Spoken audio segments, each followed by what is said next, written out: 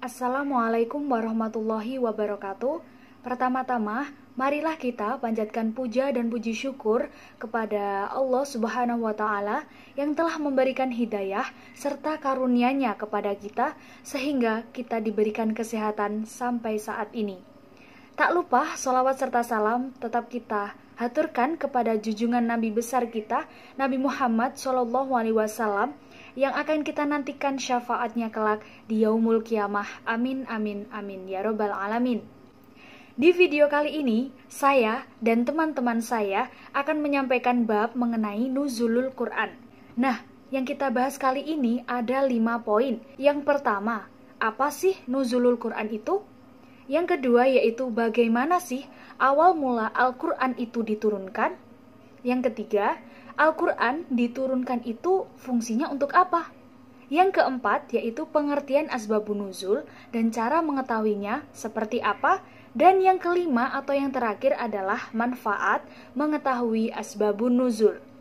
Oh iya, sebelum masuk pada pembahasan perlu diketahui bahwa dulu ada seorang guru besar dari Harvard University pernah melakukan penelitian mengenai faktor kemajuan dan kemunduran suatu negara.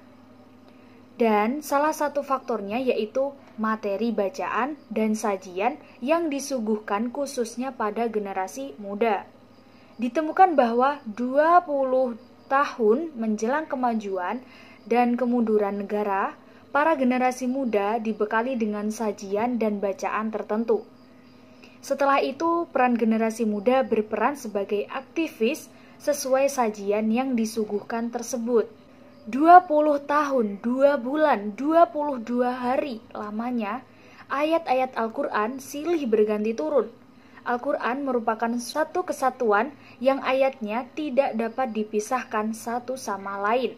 Namun, proses turunnya wahyu sangat lama, membuktikan bahwa Al-Quran sangat erat kaitannya dengan realitas kehidupan, yaitu antara teks, penerimaan pertama yaitu Nabi Muhammad SAW, dan objek realitas, sehingga tidak dapat disepelekan begitu saja. Oleh karena itu, pengetahuan seputar teks dan realitas yang menjadi bagian yang sangat penting dalam Al-Quran, yaitu diantaranya pengetahuan yang dimaksud adalah pengetahuan tentang nuzulul Quran dan asbabun nuzul. Banyak pernyataan ulama yang secara tegas menetapkan arti pentingnya kedudukan ilmu tersebut. Di antaranya adalah pernyataan Imam Ibnu Daqi Al-Aid. Beliau pernah berkata bahwa penjelasan sebab al-nuzul adalah jalan yang kuat dalam memahami makna-makna Al-Quran. Kemudian, nuzulul Quran itu apa sih? Nuzulul Quran terdiri dari 2 kata yaitu nuzul dan Al-Quran yang berbentuk idhofah. Nuzul artinya menurunkan sesuatu dari tempat yang tinggi ke tempat yang rendah. Sebab Al-Quran tidaklah berbentuk fisik atau materi. Dan Al-Quran artinya kitab suci umat Islam.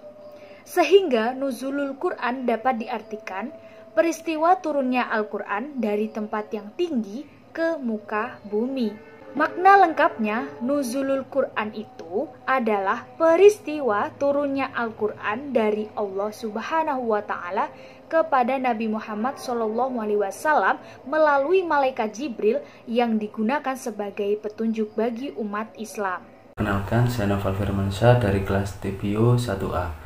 Baik, untuk kali ini turunnya Al-Quran, yaitu Al-Quran itu pertama kali diturunkan di Gua Hiro sebelah utara Mekah pada 17 Ramadan 610 Masehi. Selama periode Mekah, pada umumnya ayat yang diturunkan berisi tentang akidah, paham terkait keimanan dan tauhid, dasar ajaran agama Islam. Pada periode ini terdapat 86 surat yang diturunkan selama 12 tahun 5 bulan. Nah, pendapat Ibnu Abbas, Al-Quran itu diturunkan kepada Nabi Muhammad SAW secara bertahap selama 23 tahun, sesuai dengan peristiwa-peristiwa yang mengiringinya sejak beliau diutus sampai wafat. Pendapat yang disandarkan pada Al-Quran Asy-Syafi'i bahwa permulaan turunnya Al-Quran dimulai pada Lailatul Qadar di bulan Ramadan, malam yang diberkahi.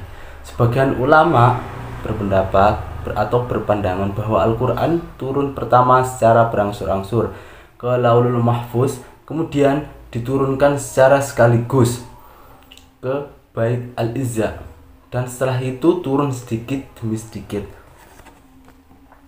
Baik, untuk manfaat diturunkan Al-Quran atau fungsi diturunkannya Al-Quran, yang pertama yaitu sebagai sumber ajaran atau hukum yang utama. Jadi Al-Quran itu sebagai sumber dari hukum.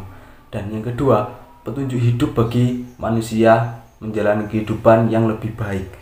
Dan yang ketiga yaitu menjadi bukti kuat atas kerasulan Nabi Muhammad SAW. Dan yang keempat yaitu jika kita membaca Al-Quran akan dapat membuat hati menjadi lebih tentram. Dan yang kelima, Allah akan melimpahkan rahmat dan penawar bagi segala penyakit jika kita membacanya. Dan yang keenam, mempunyai faedah dalam pendidikan dan pengajaran. Dan yang terakhir itu yang ketujuh, sebagai bentuk mukjizat yang benar adanya. Dan masih banyak lagi. Di sini saya Diana Ragil Pangestu akan membahas mengenai bab pengertian asbabun nuzul dan manfaat mengetahui asbabun nuzul. Yang pertama, pengertian asbabun nuzul.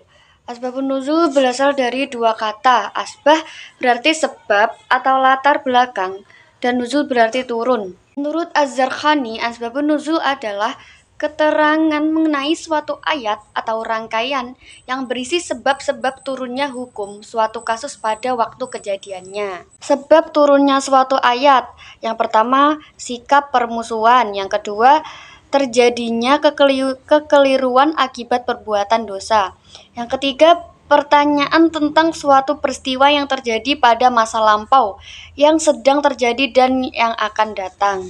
Ketika dalam melakukan pencarian terkait asbabun nuzul, kita terkadang dihadapkan dengan beberapa riwayat yang beragam, maka dari itu terdapat langkah-langkah penyelesaian suatu masalah tersebut, yaitu yang pertama dengan apabila terdiri dari riwayat yang tegas dan tidak tegas, maka yang diambil riwayat yang tegas. Yang kedua, apabila terdiri dari riwayat yang sahih dan dhaif, maka riwayat yang sahih yang dipilih. Yang ketiga, apabila terdiri dari riwayat yang sama-sama kualitas kesahihannya tetapi berbeda jaraknya, maka harus dilakukan penelitian lebih lanjut. Selanjutnya, manfaat mengetahui asbabun nuzul. Manfaat yang pertama, memberi batasan hukum yang diturunkan dengan sebab yang terjadi bila hukum tersebut dinyatakan dalam bentuk umum. Yang kedua, mengenai sebab turunnya ayat adalah cara terbaik untuk memahami Al-Quran dan menyikapi dengan kesamaan. Yang ketiga, dapat menerangkan kepada siapa ayat itu diturunkan sehingga ayat tersebut tidak diterapkan kepada orang lain karena dorongan permusuhan dan perselisihan.